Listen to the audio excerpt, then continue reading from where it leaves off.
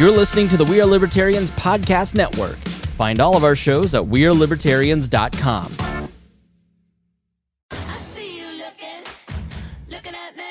Can I have your attention, please? Yes, hi, Wanda Sykes here. You ever think about all the nicknames we have for breasts? Boobs, tatas, the girls, chesticles, bubbies. Heck, you might even have your own nickname for them. And yet, even though they get so much attention, they're still so ignored when it matters most. What's up with that? Well, on February 9th, tune in to see why I'm talking so much about breasts and visit yourattentionplease.com to learn more. This episode is brought to you by Abercrombie. There's nothing better than the perfect jean and going out top combo, or an outfit that perfectly matches your plans. Abercrombie's relaxed jean goes with every occasion. Date nights with something lace, or daytime with a cozy sweater. And their barrel jean will surprise you. It's the trend that will become a staple in your wardrobe. Abercrombie denim comes in tons of rises, fits, and washes. Find your perfect pair online or in store. Hey, it's Chris Spangle, the host and founder of We Are Libertarians, and this particular debate was not produced or hosted by We Are Libertarians, Hody, or any of the rest of us here. It was hosted by the Libertarian Party of Kentucky, and they have graciously allowed us to rip the audio for you of their debate and put it up in our feed. And we have some exciting news. There was an issue, and the person that was producing the debates for the Libertarian Party of Kentucky was not able to do it anymore, and so they reached out to We Are Libertarians to help provide some tech support. So on Saturday, May 16th at 8 p.m., We Are Libertarians, the Libertarian Party of Kentucky, the Libertarian Party of Missouri, and Reason Magazine will be co-sponsoring a debate at 8 p.m., and it will be hosted on all of our social medias. So you can go to Reason or We Are Libertarians Facebook page and watch it there. You can watch it on YouTube. I believe it'll be on the LP National YouTube. So we'll see. But you can check all that out on Saturday night. It will be moderated by Matt Welch of Reason. And the candidates participating will be Adam Kokesh, Joe Jorgensen, Justin Amash, Jacob Hornberger, and Judge Jim Gray. We will also be providing tech support and co-sponsoring the debates on Tuesday night. I think it is 7 or 8 p.m. I probably should have looked this up before I did the promo for the vice presidential candidates, and then Wednesday night for the presidential candidates again for a smaller amount as chosen by delegates. So please tune in. We will also put the audio of those here for you to catch up. But we really appreciate it if you'd go and like those, share those, and get as many people watching as possible. It's a great opportunity for them to see libertarians debate and show off who your choices are. So thank you so much, and we appreciate you tuning into We Are Libertarians, and we appreciate all of our patrons, because without our patrons, when the Libertarian Party of Kentucky and Reason Magazine wanted to co-sponsor a debate, we have the technical ability to do so because of the things that we were able to buy because of our patrons. So thank you so much for that. We are able to take advantage of opportunities because of your patronage, and so we truly do appreciate it. Thank you so much. Enjoy this debate, or, as much as you can when a bunch of libertarians are arguing. We'd like to welcome our viewers to our continuing series of LP presidential programming. Again, my name is Chris. I'm the Libertarian Party of Kentucky's chair. I'll be moderating tonight's event. We've got a bunch of great candidates on. It's an open forum for folks. There will be voting that will be posted for supporters or anyone watching in terms of who you'd like to see in additional events. That'll be up towards a little bit later this evening. So the forum tonight, I've got an introductory question that I'm going to be asking each of the candidates. There'll be 3 minutes to answer. I've also got a second question. There'll be 2 minutes to answer. And then I'll allow each candidate another 2 minutes to close. And so that'll be tonight's forum. And we'll go ahead and get started if I can. Here's the general softball question for everyone.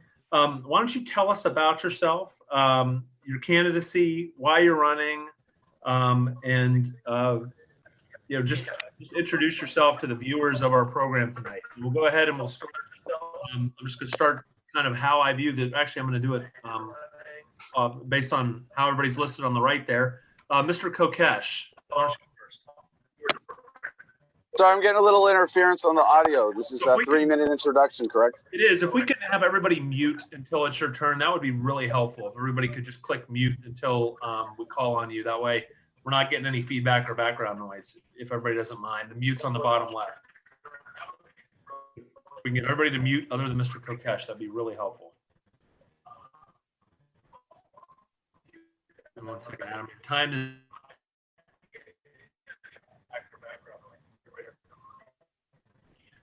Mr. Kokesh. All right. Thanks so much, Chris, and to the Libertarian Party of Kentucky for putting this together, and for everybody who's joining us, and all of my fellow Libertarian Party presidential candidates, especially those joining us tonight, all of whom would obviously be better than Cheeto Jesus or Sleepy Creepy Joe. And it's great to see that we are really running as a team for the Libertarian Party. I think for too long, we have been playing their game, the old party's game of being socially liberal, fiscally conservative. We are neither of these things. We are socially libertarian and fiscally libertarian.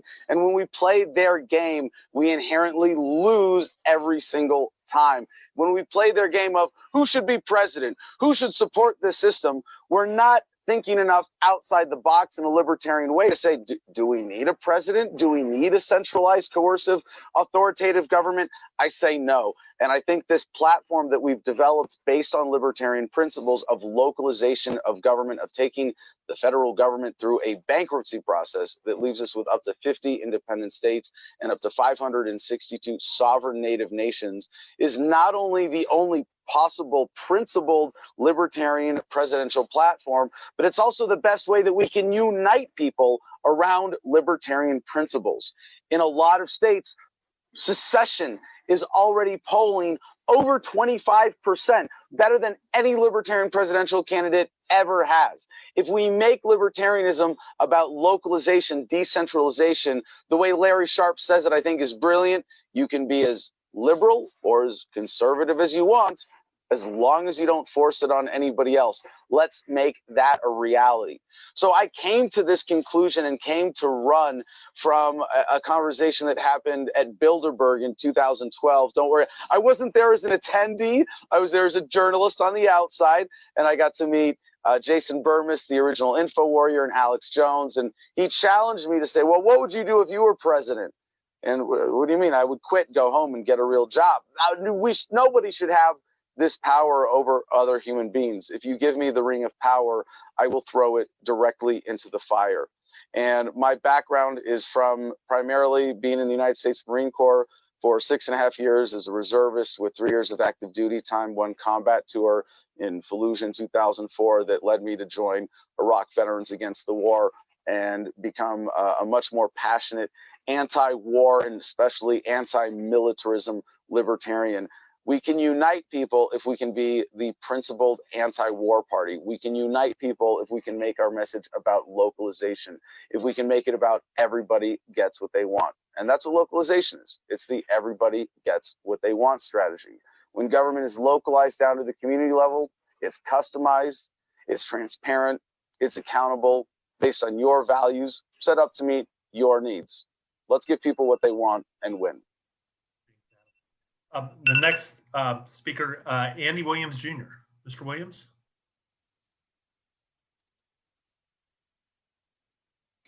Andy, you got it. Hey, everybody. I'm unmuted. You're good. Okay. Hey, I'm Andy Williams, Andy Hope Williams Jr. out of Illinois. Was born and raised in Illinois. Stepmother was white, so I kind of grew up a little different than some of my friends. Got involved in the path of what I call discovery, got involved in gangs, drugs, prison, wind up turning my life on a righteous path, and had been working in the community, just doing great things, trying to help the people out. And a year ago today is when I decided to run for president.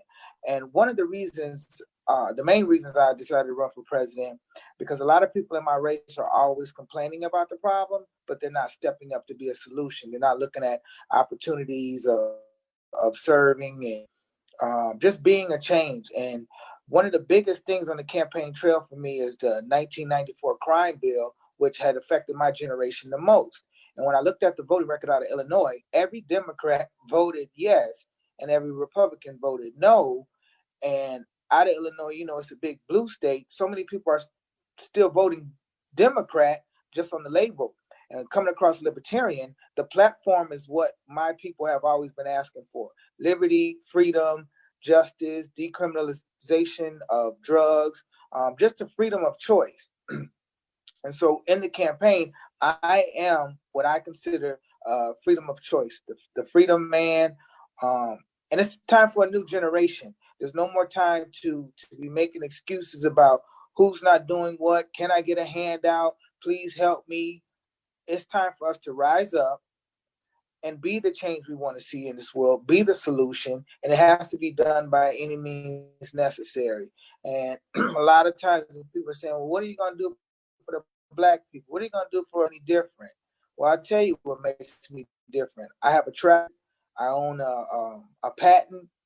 I've created jobs. I do some painting. I work with all ex-offenders.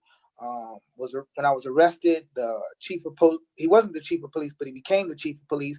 Him and I have worked together. And at the current moment that I'm aware of, I filed a suit against Illinois Governor Pritzker and Donald Trump on April 13th about my freedom and my liberty. Last Monday on the 27th, I filed another civil suit against the city of Aurora, which is my hometown, for discrimination. Because for liberty, for me, is showing by example. What I saw is that the Department of Justice is the best law firm that a person could have. I saw on February 12, 2017, the Department of Justice sued the city of Baltimore and the mayor and the city council. That's what I feel we need to do to have for accountability. Because as long as we keep talking about the problem and not stepping up, defending and representing liberty, we'll just be another, politician, another party. And I think for the Libertarian Party to move forward, specifically around the Black vote and the voting rights and stuff like that, we need to start filing suits, the Libertarian Party, on behalf of the people that we're trying to represent. And that would bring our party to a new level. It would show us that we're serious about our liberty, we're serious about people's freedoms, and we're serious about people's rights. So that's me, the hood candidate. The next speaker will be Mr. Vohra. Mr. Vohra? My name is Arvin Vohra, and I'm running for president to end the welfare state and end the income tax. I believe in ending all parts of the welfare state: government schools, Medicare, Medicaid, and every other thing that is specifically designed to keep people dependent on government. On my first day, I've pledged to pardon Julian Assange, Edward Snowden, Ross Ulbricht, and every single nonviolent drug user, seller, or trafficker, followed by anyone in jail who's just there for a weapon possession charge, a cryptocurrency charge, or a sex work charge. All right. The nominee, the 2020 nominee, is going to need to make a choice between fighting for libertarian principles and pandering to statist culture. Here's my view. Our culture, this culture, has produced this government. And if we knock down this exact government today, if we got that ANCAP dream knocking down this government today, then this culture would recreate this exact government tomorrow. In 2019, we saw that with a partial government shutdown. Voters, not politicians, voters on both Democrats and both the Democrat and Republican side clamored to bring back that tiny little bit of government that we lost.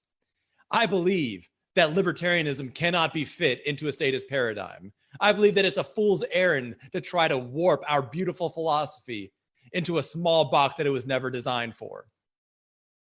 I want to read a few things to you. That might be some kind of expansion of a Medicaid-style system or something like that that's handled at the state level and gives people the assurance that when things aren't going well for them and they need some health care and they don't have the insurance to cover it, there will be someone to cover it. But when you do things like that, it needs to be understood that the government will have to make decisions about what's covered and what's not. Ladies and gentlemen, that was not written by Barack Obama. That was a quote from Justin Amash in Reason magazine. the most libertarian audience you can get, the most libertarian journalism you can possibly get, and that's what he did with it. Justin Amash has also voted to increase funding for government schools. The Ron Paul Institute said of one of his recent 10-minute interviews that in 10 minutes of media time, he didn't say one single libertarian thing. That is not the nominee that we need. We need somebody that will fight to end government, who will fight against the state's sacred cows, who will fight against statist culture, who will fight to bring back complete, true, absolute liberty to America.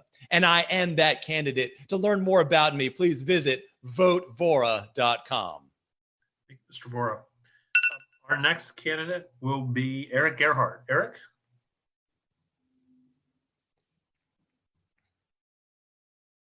Eric, you might be muted. All righty. So hello, everybody. My name's Eric Gerhardt. I'm a 17-year-old carpenter, working for myself for the last 6 years with my own business. Been talking politics with every construction person I know since I started. Everybody had something to say and just evolved into they're not doing it right, and we need to come out here and just speak our mind, what we feel in our hearts, to start the conversations that need to happen for change to happen. Because if you don't talk about it continually, nothing's going to happen.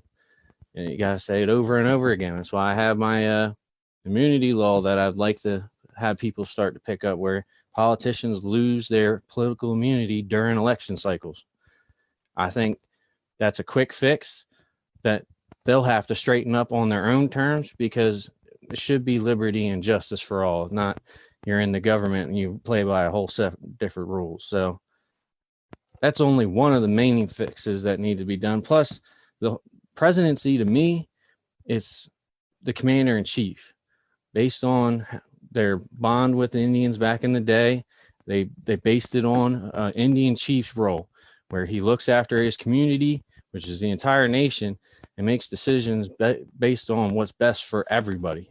And we've kind of gotten away from that. It's more toward a kingship now, where you get the power and then you do whatever you want, instead of being a check and balances to make sure our government that work below the president do their job properly and pass good bills, and not just sneak things in, because that's what the veto is for. I mean, they don't use it as much because they got to cut deals to get everything done anymore. But, somebody's got to come in there and just start dropping the hammer. It's like, no, we're not doing that. Make a better plan. Do it again. I mean, we need things to move a lot quicker. But if you allow it to move so quick, you make so many mistakes. And, I mean, we're in the situation we are right now. The whole country shut down for no apparent reason. All the numbers point to we should be opening back up in the next 2 weeks. Granted, there's going to be a lot of bad happenings from here till when we open up and everything, and all the trickle-down effects that we haven't even experienced yet. But it can't be a new normal. You can't be losing rights every day, constantly having to go and protest on city council steps because they're trying to pass things that we don't want. Like, I mean, it's a perfect storm. I see it with everybody being home and being able to spend their time with their families and pay attention to politics at this very crucial and important time. And that's all I got to say about it. Our next speaker will be James Ogle. Mr. Ogle? Shopping is hard, right? But there's a better way. Stitch Fix online personal styling makes it easy. I just give my stylist my size, style, and budget preferences. I order boxes when I want and how I want. No subscription required. And she sends just for me pieces. Plus outfit recommendations and styling tips. I keep what I love and send back the rest. It's so easy. Personal styling for everyone. Get started today at stitchfix.com/Spotify. That's stitchfix.com/Spotify. You found your person. Now let the knot help you with everything else. The Knot connects you to the wedding inspo, vendors, venues, and planning tools you need to make your day totally you. Having helped plan 25 million weddings, we've got your back when it comes to every little detail like RSVPs, budgets, and more. Because your wedding comes to life with the connections that matter the most. Get started at theknot.com/audio. The Knot. Let's plan your wedding together. This episode is brought to you by LifeLock. During tax season, your personal info travels to a lot of places. Between payroll, your tax consultant, and the IRS. If your W-2 gets exposed, that's just the ticket for identity thieves. That's why LifeLock monitors millions of data points every second. If your identity is stolen, they'll fix it guaranteed or your money back. Don't let identity thieves take you for a ride. Save up to 40% your first year. Visit LifeLock.com/podcast. Terms apply. Here, okay. Hi, I'm James Ogle. Thank you very much for everyone. Thank you for this time. Thank you for your time, the free speech.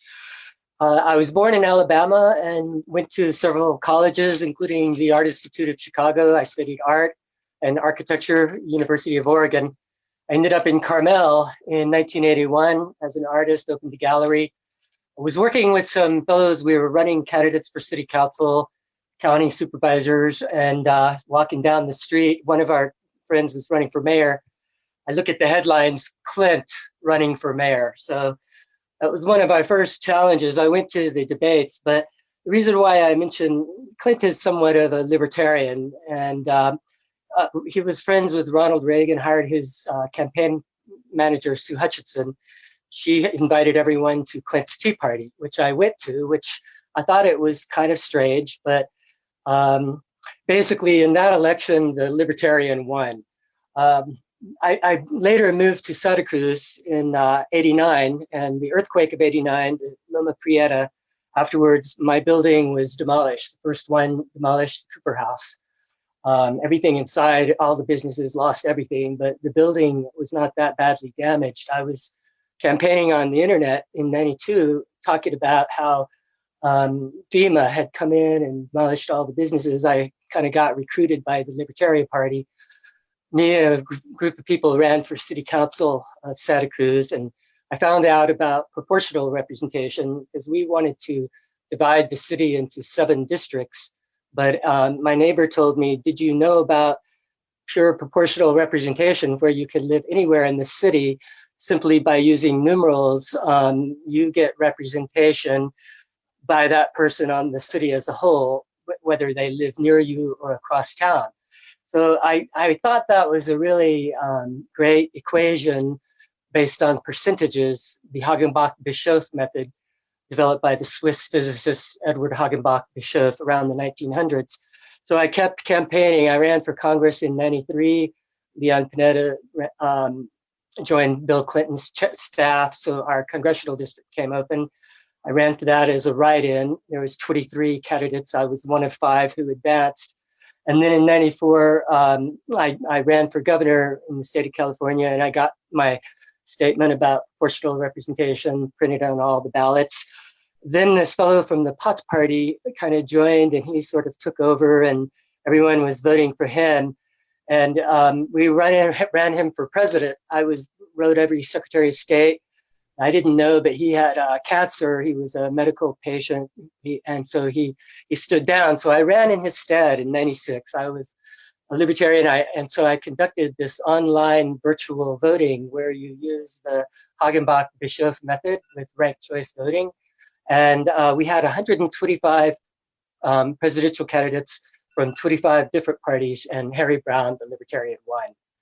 Is my time up there? It is, sir. We'll get back. I apologize. I thought I heard a beeper there. Thank you. Yep. Our next speaker will be Jedi Hill. Jedi? You're muted. Make sure you unmute. Yep. Hello, everybody. I'm Jedi Hill, short for Jedediah. So yes, first 4 letters are JEDI, which can give the party the best name recognition just from the movies, if nothing else, because enough people are upset with the current system. And I remember in Ohio back in 2016, there were 18,000 votes for a bear just because people are tired of the system. Brief little bit about me. I was a Boy Scout for several years, author of a book, Alchemy, The Master's Path, Create Your Common Peace. I started out with medical fields, construction, done everything from roofings to foundations, done the different leadership roles, working with crews, things like that. So those give me a good background space. And the biggest things are with the psychology and learning how to master your mind. Because if we don't get over the fear, we're not going to have liberty. What's happening right now with this COVID-19 is people are scared out of their minds from the mainstream media. And we've got to get you thinking a different way. It's a virus. The percentages, when you actually look at the final death rate, will be right around what the common flu is.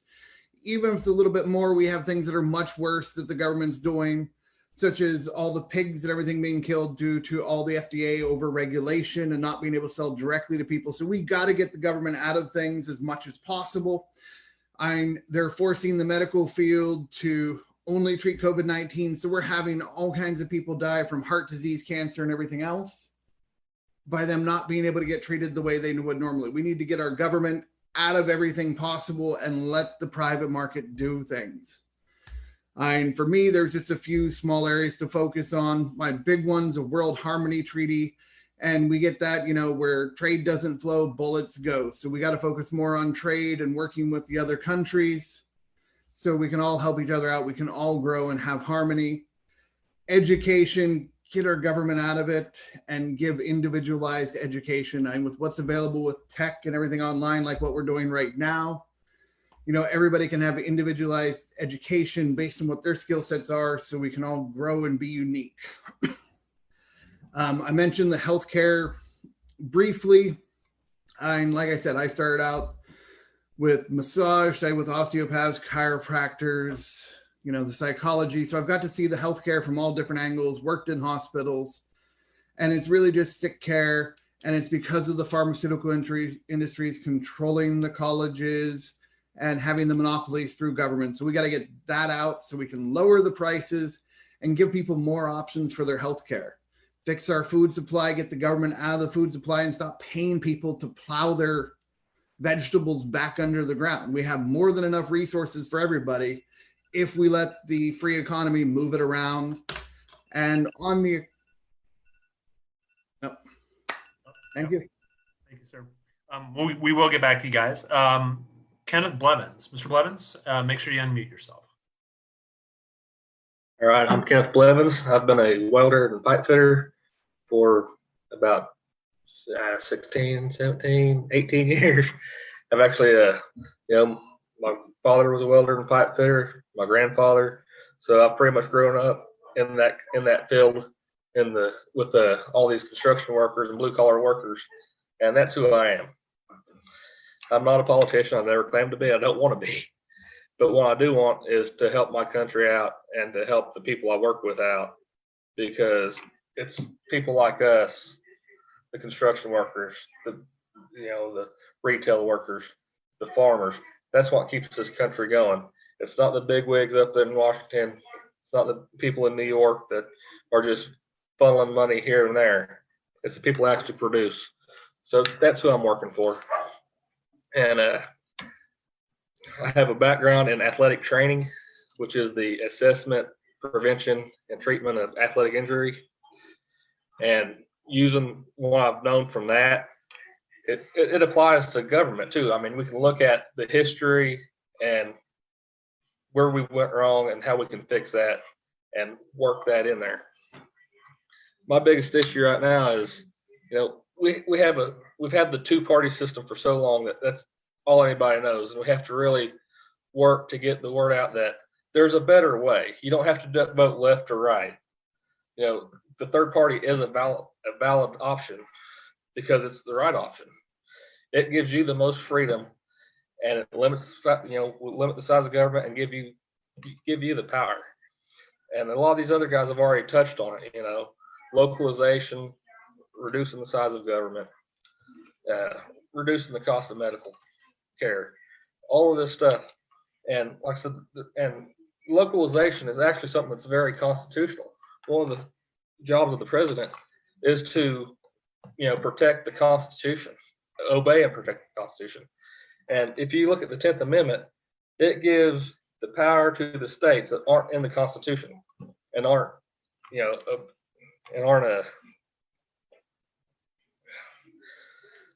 let's see.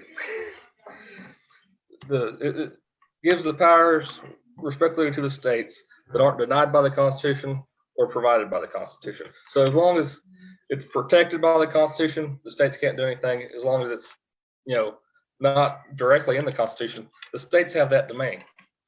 And we need to get back to that in order to get a smaller federal government. Another problem we have is just the career politicians in Congress. You have people that have been up there for 40 years that have no bounds to their constituents anymore. The people that voted them in, they've been so far gone from that and so far gone from that life, they no longer have any touch with really the basic reality. So, all right. I guess that's my time. Thank you. We will get back to you. Phil Gray, Mr. Gray, make sure you unmute yourself.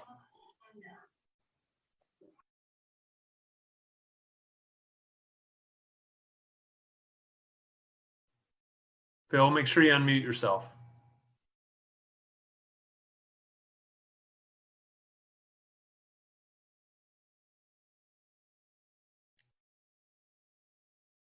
Phil? All right. Maybe not.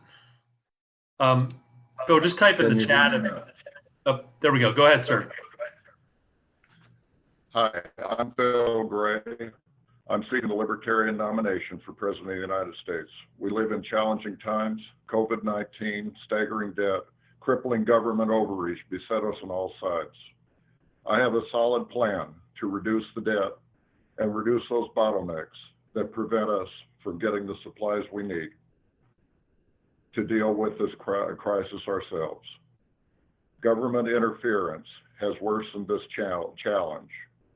Getting the government out of the way will let us get on with our lives. We have added trillions to our kids' debt. Let those who benefit by paying down our debt by doing so voluntarily. Pay our debt. In the process, they will save money and dig out from their own bills. Decriminalize the use of drugs, and we end the drug war. And let those get on with their lives. Those who have been damaged by the war on drugs get on with their lives. Let the immigrant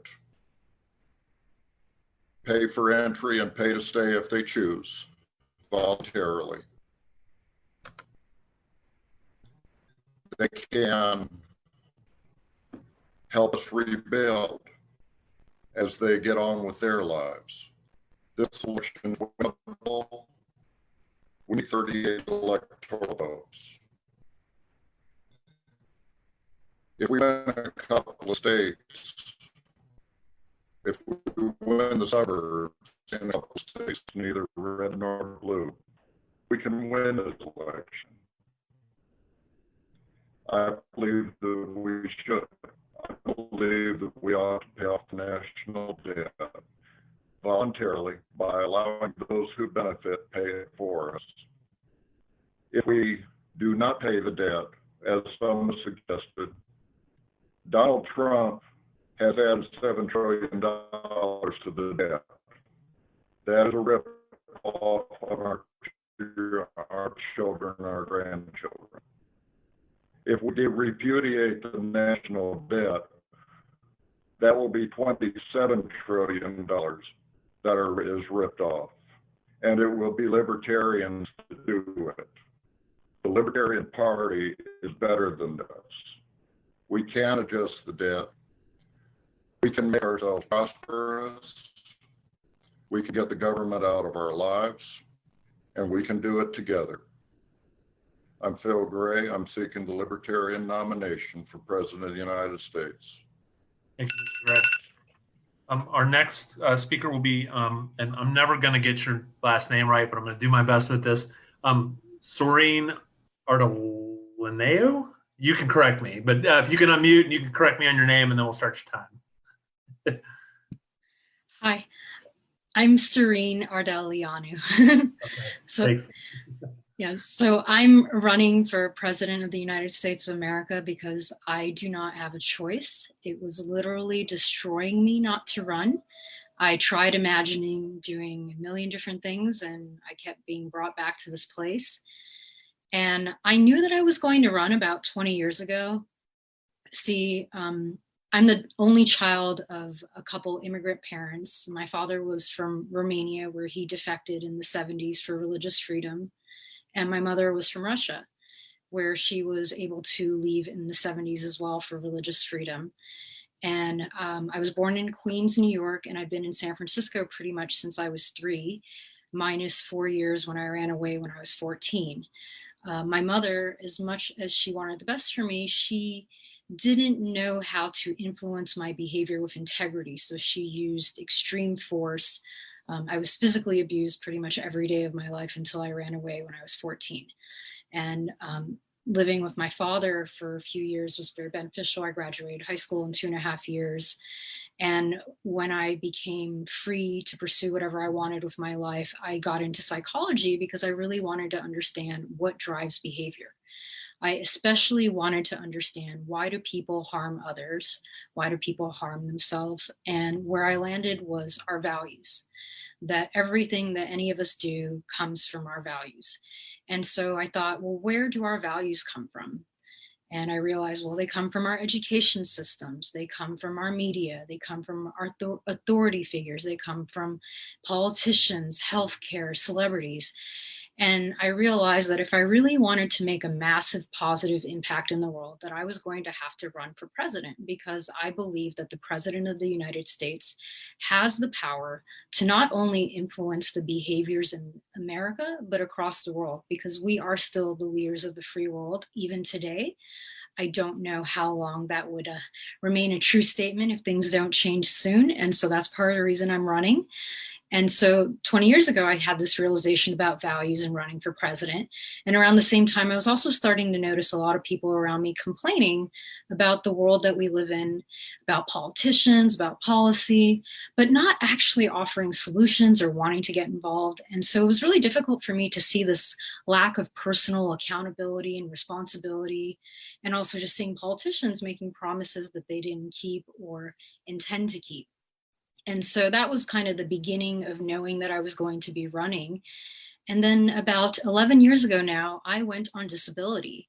I was selling exotic cars and managing dealerships. I worked for companies like Bentley, Lamborghini, Lotus, Tesla, Spiker, and I did really well, but I was miserable. I was dying on the inside because the people I worked for only cared about money. They didn't actually care about doing the right thing. We will get back with you. Steve Richey. Mr. Richey, if you can unmute and tell us about yourself. Yes, sir. Good afternoon. My name is Steve Richey. I live in Honolulu, Hawaii, and I drive a FedEx truck. I've been doing that for the last 23 years. And I would never have dreamed of running for president until a few years ago, when I started noticing that our government was in the process of enriching itself more than standing up for our rights. And a careful study of the Declaration of Independence led me to believe that our government was invented to be by the people, of the people, and for the people, and to protect people's rights. And that's the only reason we have government. Government is not even supposed to be making money. It's not supposed to be involved in business. So I started my campaign based on the idea that the last thing America needs is another billionaire, celebrity, or career politician to continue the bad habits of previous generations of politicians before them. But the more I started investigating this and I started getting involved with the Libertarian Party, I began to realize that my own past is what led me to be dissatisfied with the way our government is running. And it all started when I was raised by my parents on a goat farm in rural Kentucky, and we didn't have a television. We didn't have much of anything at all. We were on a goat farm. And what I learned is that you can't sell somebody fake news when they're on a goat farm. So I would go to school every day and hear the kids talking about whatever the hell was going on in the world. And it was pretty easy for me to point out inconsistencies in their story, because when you're on a goat farm, either the goats got out or the goats didn't get out, and you still have to go milk them at the end of the day. So I learned to be self-reliant. When something goes wrong and you're in the middle of nowhere, you got to take care of yourself. Later in life, I moved to Hawaii. I became a Buddhist, and I learned that one of the primary principles of Buddhism is money is simply not important. People are important. And you would be better off taking care of as many people around you as possible and not worrying about money. And the minute you stop thinking about life in terms of money, you become automatically rich. I also learned that Buddhists believe in taking care of yourself first, then taking care of your family, and then taking care of those around you who are not able to take care of themselves. Once again, this leads to self-reliance and the libertarian principles of not relying on government to solve all of your problems for you. So I was running on a campaign originally I actually said I'm the candidate who's running for president but doesn't want to be president, because actually it's a pretty crappy job. You're going to get blamed for anything that goes wrong. Even if things go right, people are still going to find something to complain about. And look at this mess you're going to inherit when you go into Washington, D.C. as the new president. You're going to suddenly be blamed for all of the stuff that the previous politicians did wrong.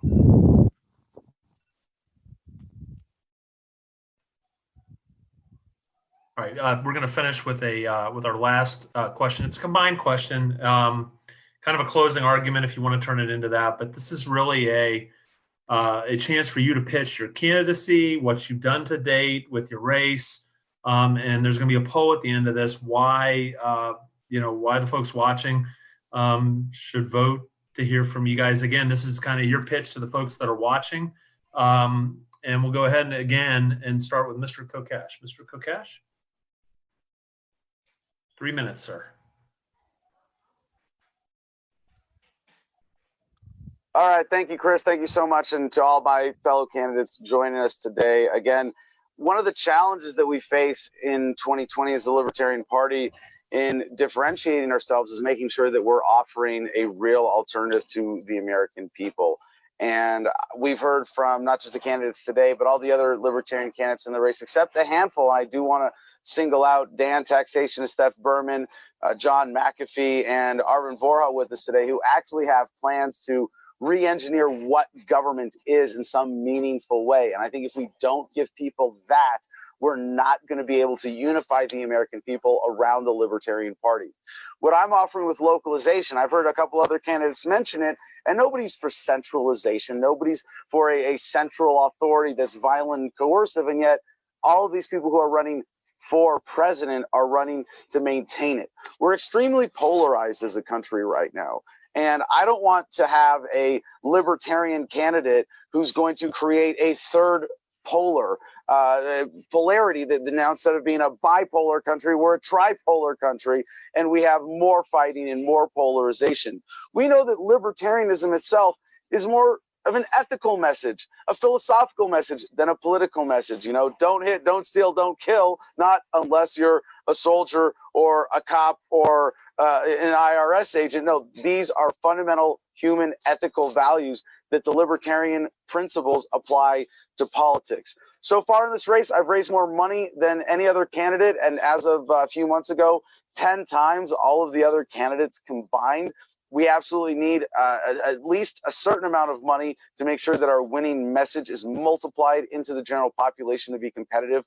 I believe I've done more interviews and gotten more media than all of the other candidates at this point, and it's because I've got the hustle. I've got the team. I've got a great press secretary, a great social media coordinator, a great campaign manager, and I've got the hustle. I've gotten out over the last 2 years and gone to more state conventions than any other candidate. I've done more events. I'm sitting here right now on our campaign bus, sidelined, unfortunately, from coronaphobia, but that didn't stop us from having a wedding here this weekend. I got married at the Garden of Freedom to the love of my life, the new Samantha Kokesh. I've got 4 businesses that I run that really signify what it means to be a libertarian. I've got my media with Adam versus the Man. I've got this facility here where I have my homestead, the Garden of Freedom, big igloo geodesics helping people make off-grid homes and other structures, and thefreedomline.com, my freedom book and merchandise, which has now got over 3 million downloads and over 250,000 copies in print. If you believe that we need to succeed and have a breakthrough year for 2020, we need to look honestly at what works. And it's a fantasy to believe that a candidate whose message has not been successful in the past is suddenly going to be successful as the nominee. Let's stick with what works. Please vote for me in the Libertarian Party of Kentucky poll. And if you're not a member already, join us at lp.org. Thank you very much, Chris, and everybody else. Thanks for being on. Andy Williams, you are next, sir. 3 minutes. Well, I'm running on a 3-point platform. Human rights, number one, that's something that we're born with. Nobody can govern you unless you allow them to govern you. It's freedom of choice. The second one is criminal justice reform. I'm talking about abolishing the prison industrial complex. It's real easy. It started out as a Department of Corrections. I believe that people should be trained up in their home, and they should have the right resources to be able to do that. We need to change the educational system so it's no longer indoctrination, but enlightenment. Enlighten us about the truth, about our history. The third one is economic empowerment, specifically entrepreneurship. I was born in the trades with my father, so I believe vocational school training, businesses without all the red tape. If you're running your own business, you don't need permission from the government to run your business. As long as you're not harming nobody. I think there needs to be some sort of gauge for education, but what I have is blueprints that have been successful in the past. So if we want to reduce crime, we have to provide economic opportunities. This is my simple plan. A couple bonuses. My wife is Puerto Rican, so we have a big campaign for Puerto Rico, letting them have the right to choose and taking care of them as fellow brothers and sisters, and rebuilding it from the hurricane.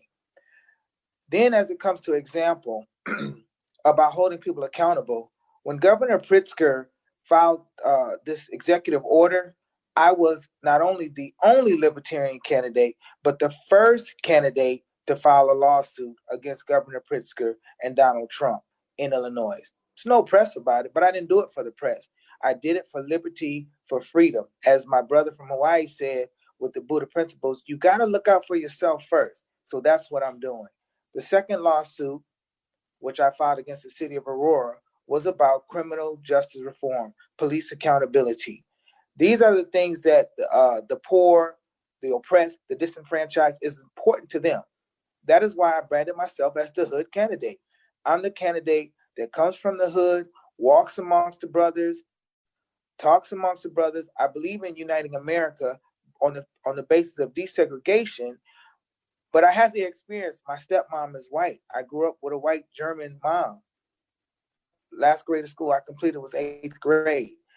It's what she instilled on me as a youth, as a young man, that gave me the education. And I believe that education is what has kept me, what has allowed me to have the confidence in myself from seeing my father, being a business owner, to believe that I can do whatever I want to do. When it comes to leading the United States of America, it's not about leading from a position of authority. It's about a position of servanthood. Thank you. Thank you, Mr. Williams. Mr. Vohra, the time is yours. Arvin, make sure you unmute. Make sure you unmute. Okay. All right, there we go. All right.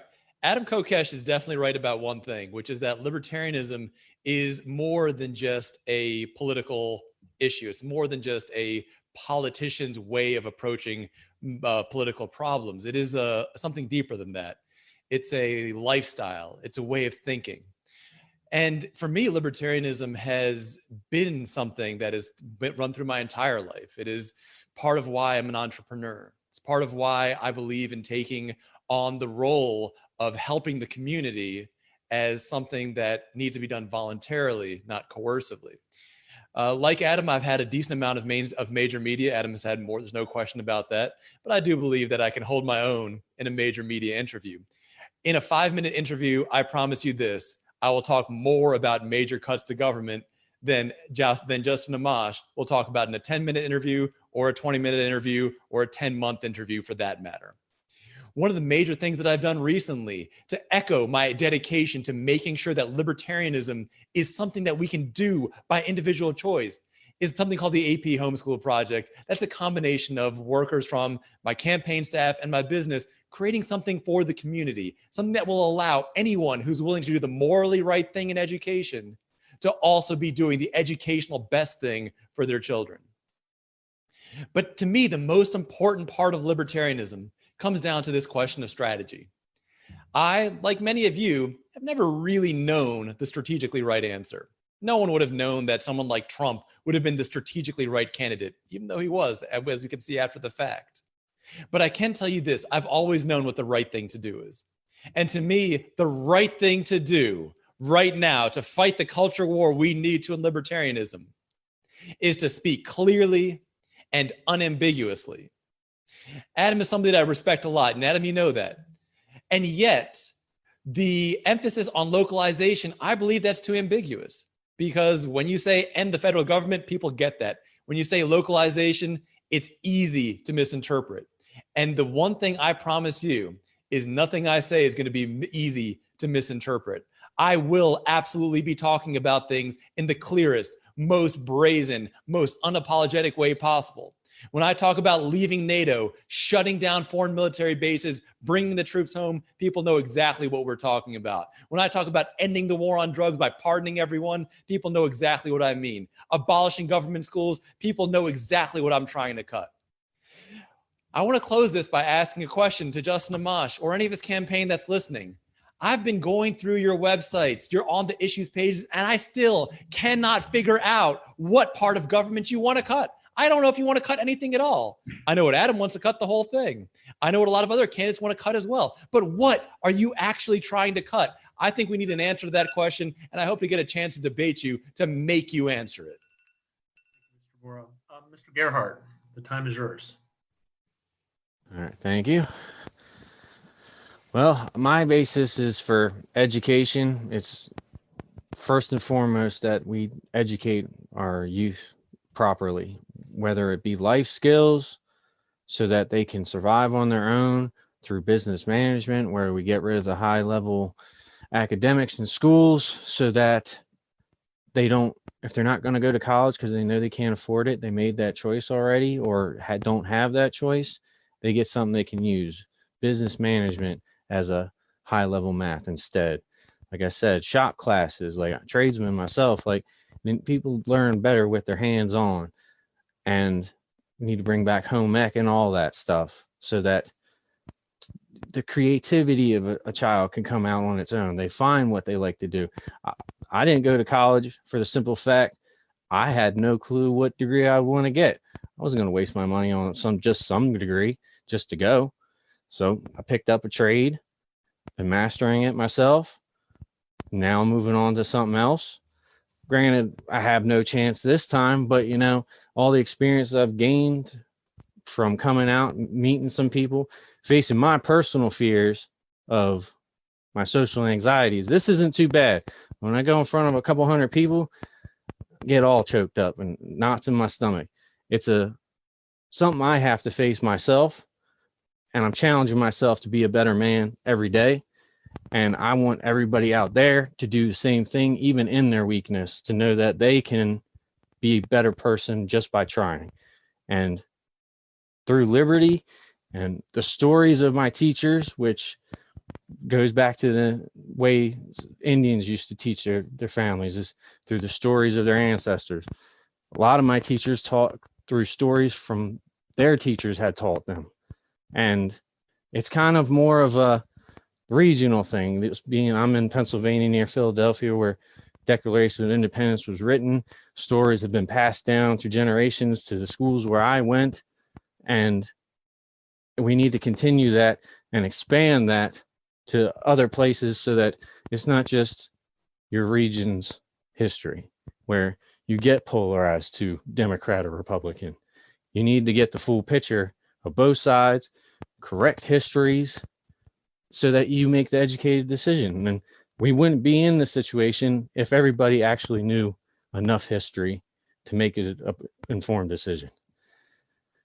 Multiple other things. I mean, I'm for guns. I'm for decriminalizing drugs. Rationally, of course. I mean, not just opening up the floodgates because we got to regulate the FCC so that they don't just allow things to come out and put addictive properties into things again. Thank you. Gerhardt. Our next our next speaker will be Mr. Ogle. Mr. Ogle, your closing pitch. Sir, Okay, yeah, thank you. Back to limited voting as it applies to the Electoral College. When they wrote the U.S. Constitution, they gave all the electors 2 votes, 1 vote for president, 1 vote for vice president. That's called approval voting. Limited voting is when you have fewer votes than there are seats available. Since there's 2 seats, that would mean each elector should only have 1 vote. Now, if that would bring a 3-party system, so that when the 538 electors, first they vote for president, once one name attains 33.33 plus 1 vote, they are president. Then they don't get another vote. It's a new set who votes for vice president. Whoever gets 33.33% plus 1 vote is vice president. But if 1 vote switched to the loser, they would be the winner. That's how you get the 3-party system.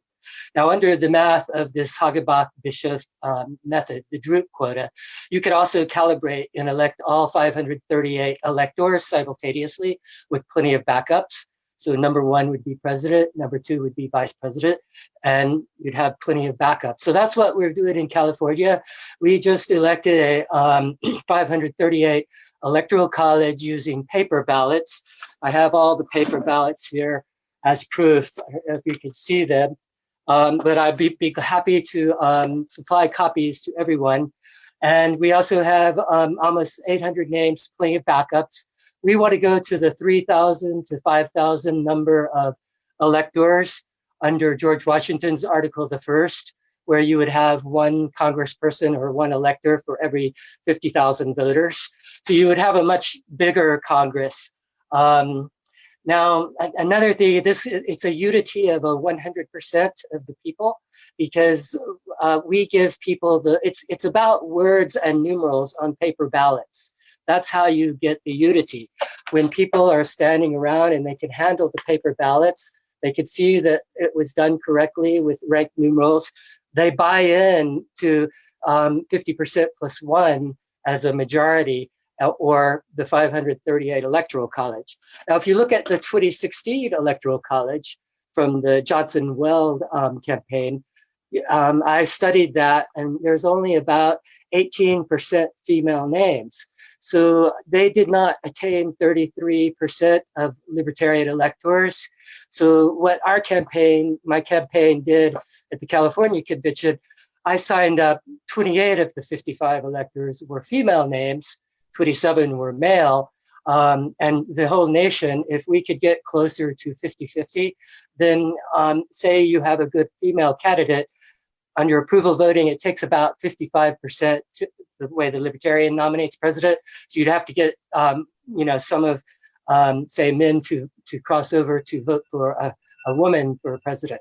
So those are some of the changes. I wish I could tell you some more about it.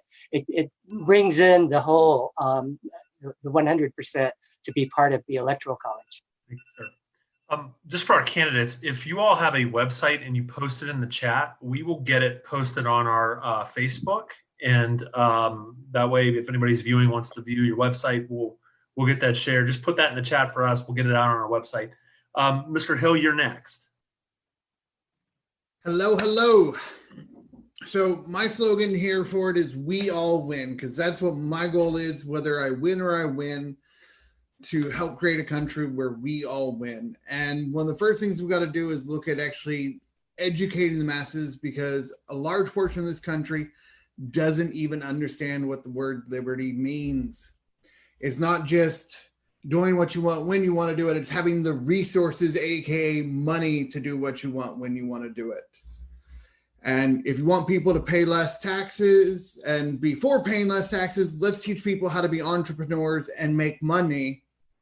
then they're not going to want to pay taxes either because they're making money. Something I'm working with, whether I win or I win, is working with some people on a sophisticated affiliate tracking system that is complete voluntary. We already got partnerships set up with many of the big box stores from Walmart, Target, Macy's, Victoria's Secret, Hotels.com, etc., for how we can create a participatory economy and help people make money and give the voting power by the buying power back to people through a sophisticated affiliate tracking system. And as we do this, we can eliminate poverty and everything through the private sector. And when we have a better economy, people are trading, people are doing things, they're going to want more freedom because they have more to be freedom with. They're not just in scarcity, survival mode.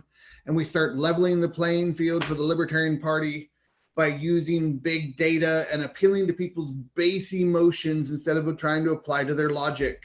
And this is what I learned from both Obama and Trump, is you can't talk to people up here cerebrally, which is where we libertarians mess up because many of us are geeks and nerds. We have to appeal to the base emotions to get people to change, because that's what we make decisions on based on the brain. And I'm going to work with the party, whether this goes through all the way or not. I will be here for years and years, helping to improve this party and help any true libertarian go further forward so we can create a country where we all win. You can find me Facebook, Jedi Hill, or Jedi for USA. Feel free, ask me a question, send me a message. I'm here to help you all so we can create a country where we all win.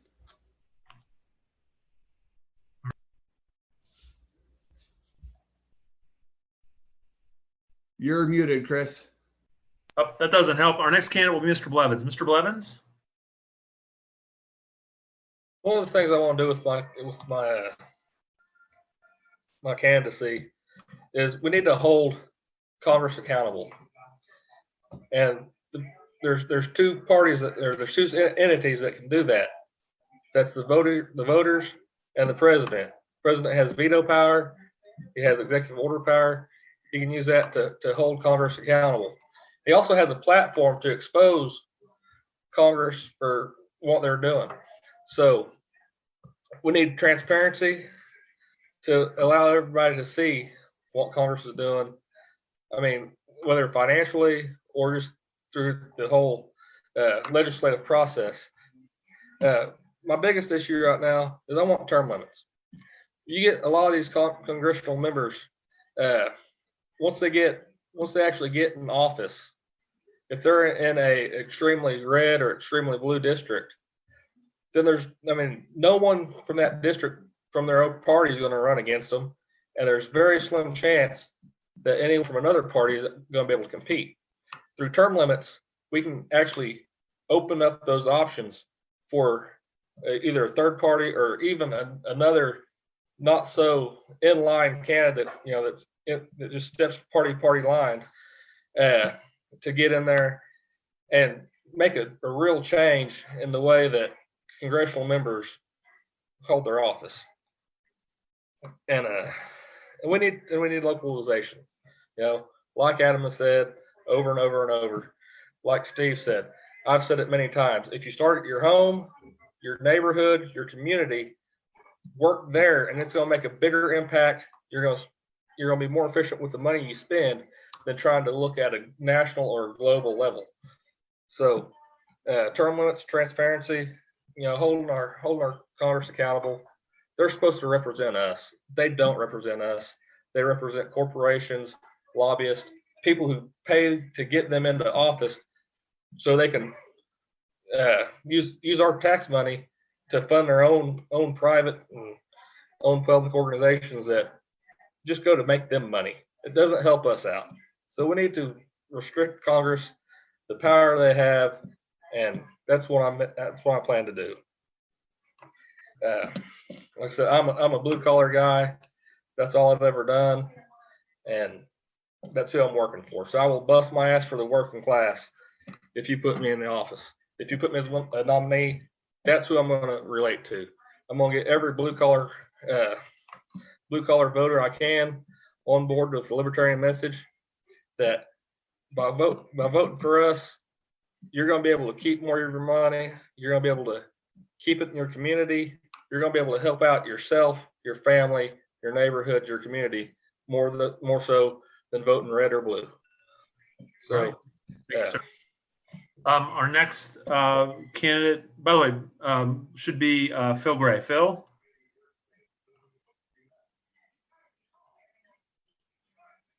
Phil, make sure you're off mute.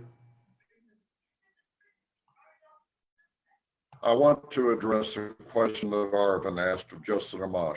I cannot speak for Justin Amash. He is not here. I can speak for me, however. If we pay down the national debt, every dollar becomes available to loan or invest. We can replace all highway bills, all infrastructure bills, all foreign aid, all farm aid with loans. Repayment of those loans will reduce our national debt, and those funds will become available to others. We can replace our infrastructure, we can create jobs. Those jobs will not only balance the federal budget with those cuts, because all of those cuts will be trillions of dollars that we are not spending, but they will also create jobs with more revenue. And those jobs will reduce Medicaid, AFDC, food stamps, welfare, the poverty-based programs. Those monies can only be used for Social Security, Medicare, and to pay down the national debt. So there will be a massive chunk going to the national debt while shoring up those programs, and those monies become available to loan. Loan them internationally, loan them to poor nations so that they can do infrastructure repairs, so they can create jobs for their people, so that their people can become our customers. No one in history has ever warred on a freely trading partner. If you want to cut defense, we must spread prosperity worldwide. That prosperity will prosper us. We cannot lose. We will win. We will bring our troops home. We will end the drug war. We will do this by decriminalizing the use and leave it to the states how to license vendors. As we do that, we will end the need for the Drug Enforcement Administration, DEA. We can knock out the ABC, TABC. We can knock out the ATF. If we decriminalize the immigrant who has come here undocumented and allow them to invest in America in exchange for the right to remain, we can knock out the ICE. We can, between the drugs and immigration, we can limit the Border Patrol immensely. Thank you. And thank you, Kentucky. Thank you. Our next speaker is going to be Soreen. But Soreen, before I turn to you, we do have a link. It just got posted. lpky.org/forum, FORUM. Go ahead and join, and please feel free to poll. We will leave it open for about 5 minutes after the program ends as well. Soreen, your closing pitch, please. So obviously I've overcome a lot of adversity in my life, and I realized the reason that I felt called to run for president is because I have something to offer that no other candidate in any party does. And what that is a very deep understanding of what drives human behavior. So I went on with my studies, and I have education in psychology, psychiatry, especially in hypnosis, magnetism, conditioning. I also have heavy experience in healthcare, having overcome debilitating PTSD. I understand that people need different options. I understand that the current model doesn't work. I understand that the way that government is currently structured is we are not allowing people to reap the natural consequences of their actions. We are interfering. And so not only am I for a government that practices non-aggression, I'm for a government that practices non-interference. And that's exactly why I'm running with the Libertarian Party. Because of the way I was raised, I believe everybody deserves the right to do whatever fulfills them, as long as they're not causing harm to anybody else. It's really not my business. It's not the government's business what anybody else does, as long as they are fulfilled and not bothering anybody else. In my journey, the past almost 11 years now of doing my own thing, I've been able to heal myself. I've been able to figure out how life works. There is a law and order to the way the universe works. Nothing happens by chance. And the reason that I'm running as Libertarian as well is because the Libertarian platform is 100% complementary to natural laws.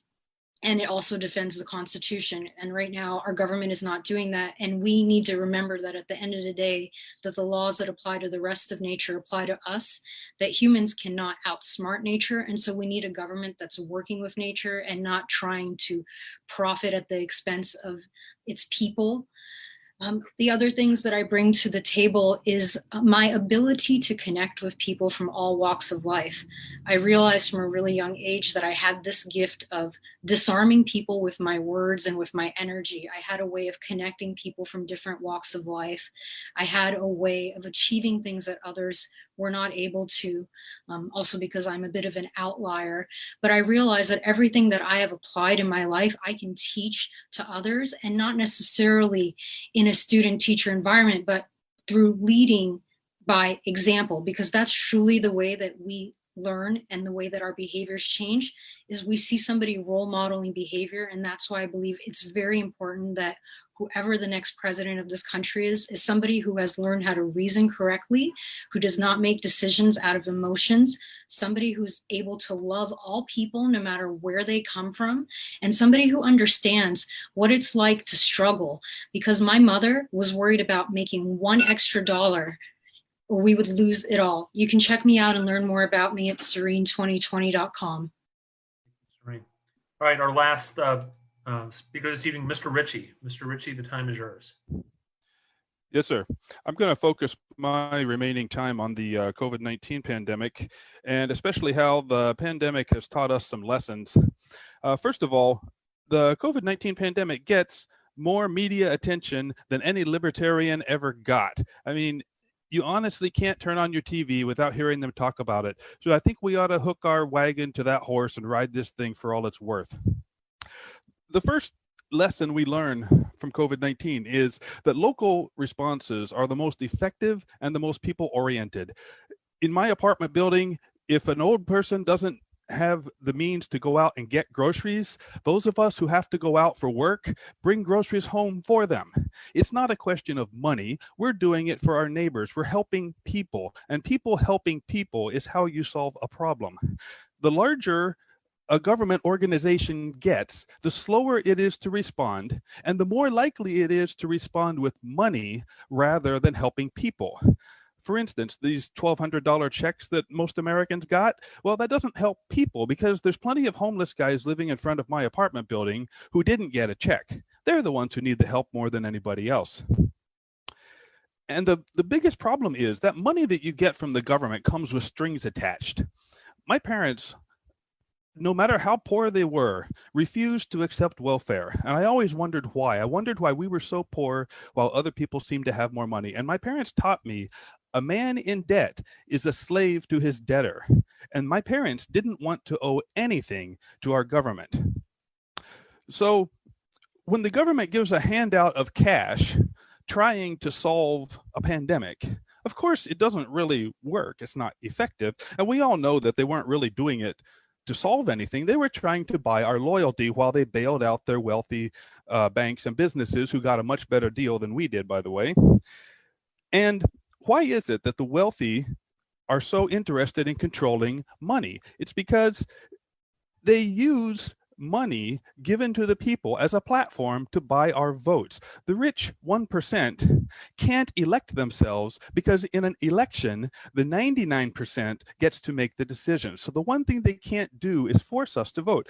So when when the competing duopoly parties start offering more and more money about how much money they're going to give everybody, what it actually ends up doing is suppressing the voters. That's why in 2016, we had almost 48% of the American voting public who did not vote. Now, what we have is, when you talk about left and right, you got the Democrats on the left, the Republicans on the right, or should I do this backwards for you guys? Anyway, the Libertarians are not exactly in the middle. We're actually in a different dimension. And the voter pool is more or less right there in the middle. What's important to remember is if we can get a reasonable percentage of all those people who didn't vote because they were disgusted by the choices offered in 2016, if we can get a reasonable percentage of people who voted Democrat or Republican just out of party loyalty, we can get enough in here to take this thing with a majority and actually put a Libertarian in the White House. Thank you. Just a reminder, I'm going to go ahead and put this up. I don't know if that's showing well or not. We'll have to, look again, but lpky.org/forum is the voting platform. It'll be open for another 5 minutes. Thank you all to our candidates this evening for our discussion. We'll go ahead, we'll do some polling. Hopefully the top two will be inviting on to a full debate. I don't know if anybody's seen our prior programs. It'll be a full debate Wednesday night. And then depending on polling, again, we've got our final program Saturday night. There was a program last night as well with candidates Saturday night. Congressman Amash will be joining us for his first Libertarian debate. So we're kind of excited to host that. Expect a fiery debate that night. So that's it. Again, lpky.org/forum is the link. Please vote. It'll be open for another 5 minutes. And with that, that's our program tonight. Thank you, candidates, for joining us. Thank you, Chris. Peace and love, y'all. Thanks a lot, guys. Really appreciate this. Thanks to all of you. Thanks for having us. Thanks for the invite, and hopefully get to talk to all of you again soon. Thank you all. It's been a wonderful time. Blessings.